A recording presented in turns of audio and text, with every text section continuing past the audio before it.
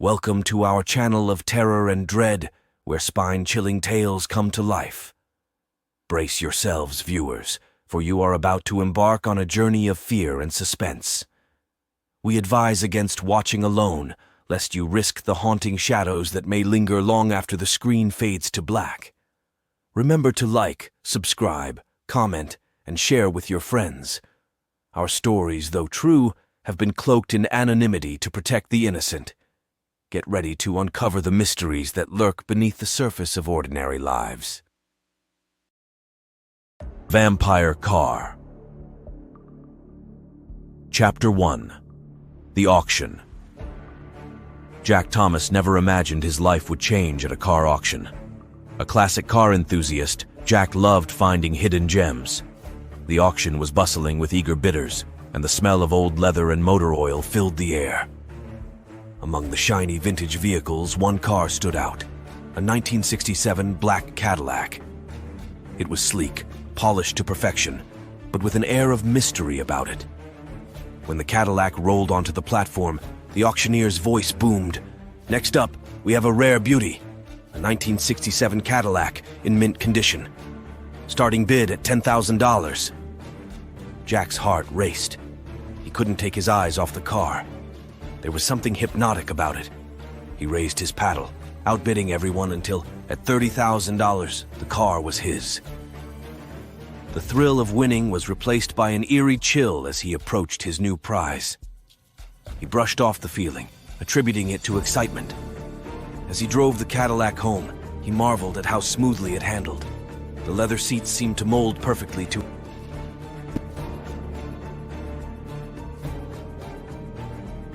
The car was more than just a machine.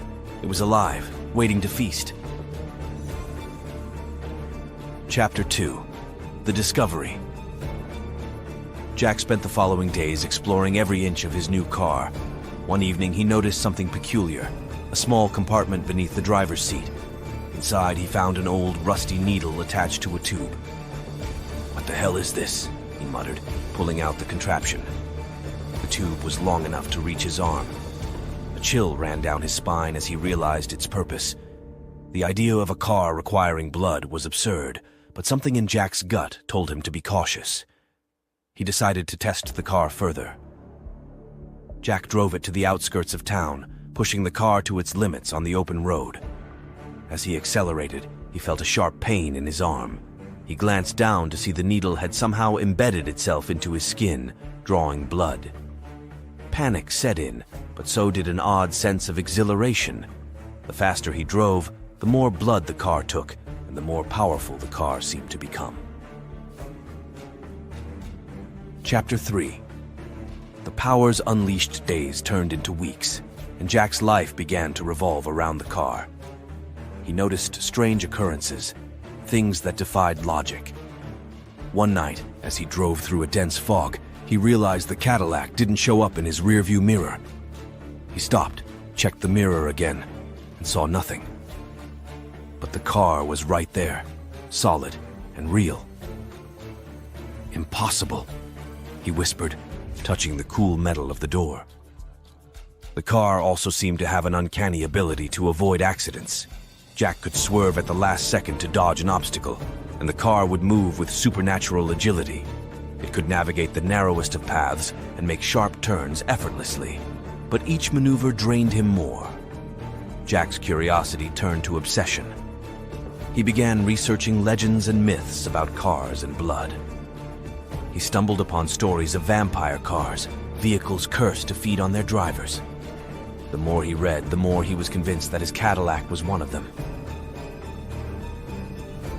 Chapter 4. The Blood Price. Jack's health started to deteriorate. He became pale and weak, but he couldn't tear himself away from the Cadillac. It was as if the car had bonded with him, feeding off his life force. Friends and family grew concerned, but Jack brushed off their worries, hiding the true extent of his condition. One night, after a particularly grueling drive, Jack passed out in the car. When he awoke, he was in a dark, unfamiliar place. The Cadillac was parked in the center of a dimly lit warehouse. He stumbled out, feeling lightheaded and weak.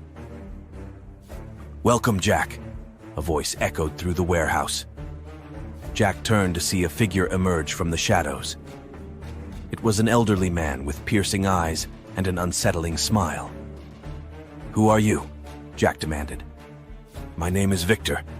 I see you've bonded with my creation," the man said, gesturing to the Cadillac. "Your creation?" "Yes. This car was designed to grant its driver unparalleled power at a price.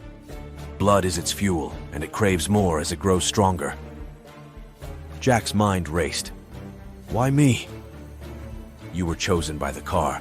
It sensed your desire for speed, for power. But beware, the more you feed it, the more it will take.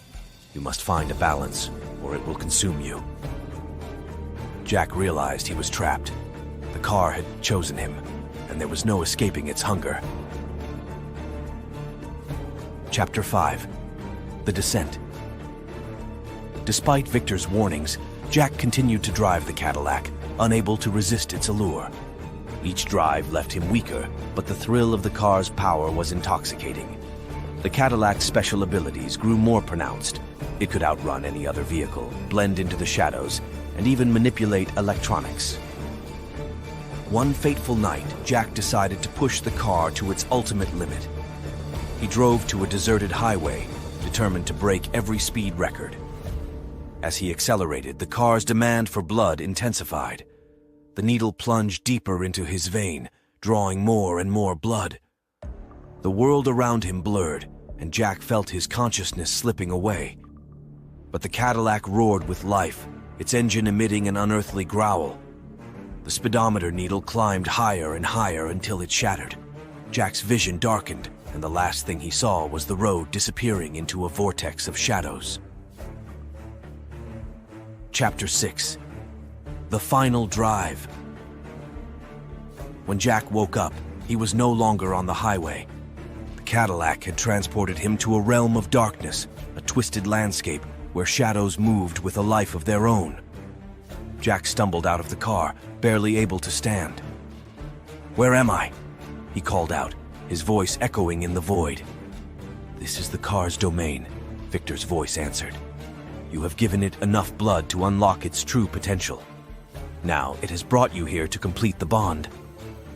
Jack saw Victor standing beside the Cadillac, his eyes glowing with a sinister light. "What do you mean?" "To fully control the car, you must surrender to it completely. Your blood, your soul, your very essence. Only then will you truly harness its power." Jack backed away, his heart pounding. "I can't. I won't." Victor smiled. "You have no choice. The car has chosen you. Embrace it or be consumed by it." Jack felt a pull, an irresistible force drawing him towards the Cadillac. He fought against it, but his body betrayed him, moving closer to the car. The needle snaked out, piercing his skin once more, and Jack felt his life being drained away. As the last of his strength ebbed, Jack reached out and touched the car's hood. The world around him dissolved into a whirl of shadows and darkness, and Jack felt himself merging with the Cadillac. His consciousness expanded, becoming one with the car's essence. In that moment, Jack understood the true power of the vampire car. It was not just a machine, but a living entity, a predator that fed on the blood and souls of its drivers. And now Jack was part of it. The Cadillac roared to life, its engine echoing with Jack's screams. It drove through the shadow realm, its tires leaving trails of darkness. Jack's mind was trapped within the car, forever bound to its hunger. Chapter 7. The Legend Spreads. In the real world, the Cadillac reappeared, its sleek black body gleaming under the moonlight. It prowled the streets, searching for its next victim. And Jack, now a ghostly presence within the car, could only watch as it fed, knowing that he was doomed to an eternity of darkness and blood. The legend of the vampire car grew, whispered among those who dared to venture near it. They spoke of a car that granted unimaginable power at the cost of one's soul. And they warned of the driver trapped within, a cautionary tale of desire and damnation. One night, a group of teenagers, intrigued by the stories, decided to find the car. They drove to the outskirts of town where the Cadillac was said to appear. As they laughed and joked, the air grew colder, and the sound of an engine growling echoed in the distance. "There it is!" one of them shouted, pointing to the sleek black car approaching them. The Cadillac stopped in front of them, its engine purring. The teenagers hesitated, feeling an unnatural pull towards the car. One of them, a boy named Chris, stepped forward, unable to resist the allure. "Chris, no!" his friends called out, but it was too late. The door of the Cadillac opened, and Chris climbed inside. As soon as he sat down, the door slammed shut, and the car sped off into the night. The remaining teenagers watched in horror as the car disappeared, leaving only darkness in its wake. Chapter 8. The New Bond. Inside the car, Chris felt a surge of adrenaline. The power coursing through him was intoxicating. The Cadillac's needle embedded itself into his arm, and he felt the life being drawn from him. But instead of fear, Chris felt exhilaration. He pushed the car to its limits, feeling the supernatural abilities of the Cadillac as it dodged obstacles and sped through the night. As Chris drove, he began to see visions of Jack, his ghostly presence trapped within the car. Jack tried to warn him, but Chris was too consumed by the power to listen. He felt invincible, as if nothing could stop him. But the car demanded more. It craved blood, and Chris's life force was not enough. The Cadillac began to drive on its own, steering towards the nearest town. Chris watched in horror as the car hunted for its next victim, realizing too late that he was no longer in control. The Cadillac stopped in front of a small house. Chris felt the pull of the car, unable to resist as he got out and approached the door. Inside, a family slept peacefully, unaware of the danger lurking outside.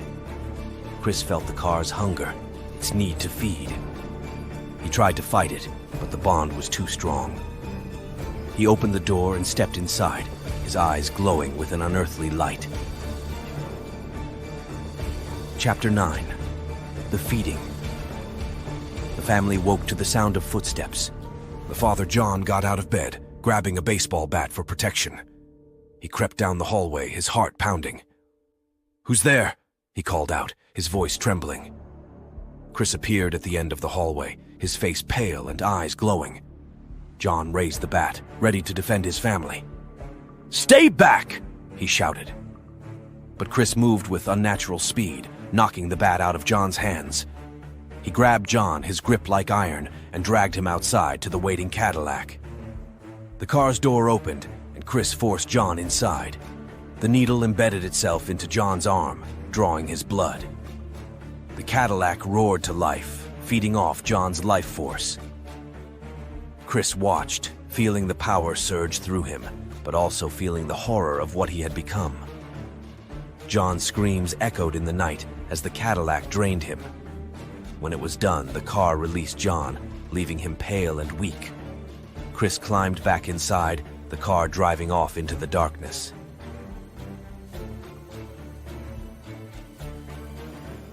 Chapter 10. The Endless Hunt. The legend of the vampire car continued to spread, growing with each new victim. People spoke of the black Cadillac that prowled the night, feeding on the blood of those who dared to cross its path. They warned of the driver trapped within, a ghostly presence bound to the car's hunger. Chris, now a part of the car, was doomed to an eternity of feeding. He tried to fight the car's pull, but the bond was too strong. Each night, the Cadillac prowled the streets, searching for its next victim. And Chris, now a prisoner within the car, could only watch as it fed, knowing that he was doomed to an eternity of darkness and blood. The Cadillac continued its hunt, its hunger insatiable. And the screams of its victims echoed in the night, a haunting reminder of the price of power. The vampire car roamed the streets, a predator in search of its next prey, leaving a trail of darkness and despair in its wake.